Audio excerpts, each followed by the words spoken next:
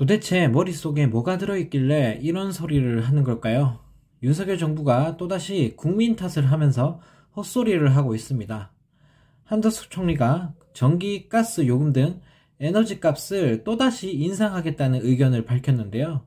그런데 너무나 어이없게도 전기, 가스 요금을 인상하지 않으면 에너지를 절약하고자 하는 노력이 줄어든다라며 국민들의 에너지 과소비 때문에 요금을 인상시켜야 한다는 막말을 했다고 합니다.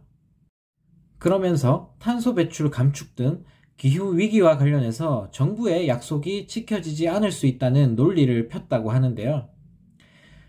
이런 정부가 다 있을까요? 모든 원인을 국민 탓으로 돌리면서 서민들에게만 고통을 부담하라는 논리를 펼치고 있습니다.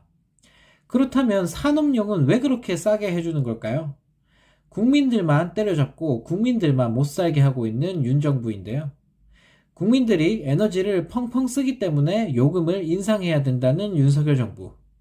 정말 모질이 이찍들 때문에 서민들만 죽어나고 있습니다. 이런 가운데 국민들 앞에서는 센 척하던 윤석열 정부가 미국한테는 찍소리도 못하고 있습니다. 평소에 한미동맹을 강조하면서 미국하고 온갖 친한 척은 다 하더니 미국한테 개무시를 당하고 있는 윤석열 정부인데요.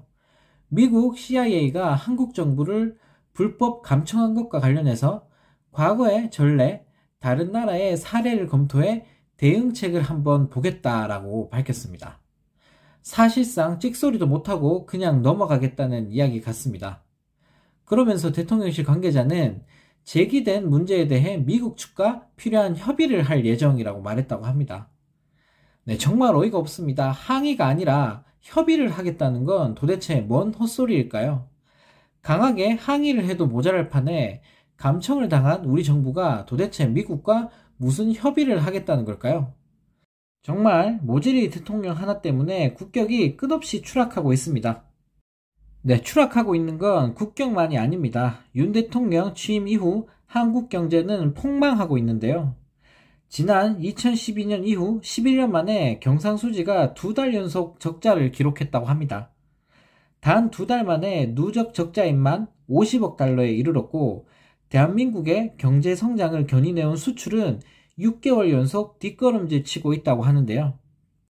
더군다나 무역 적자는 13개월째 적자 행진을 기록 중이라고 합니다.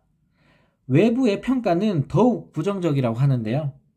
주요 외국계 투자은행들은 올해 한국의 경제 성장률이 1%도 위태롭다는 전망을 내놓고 있다고 합니다.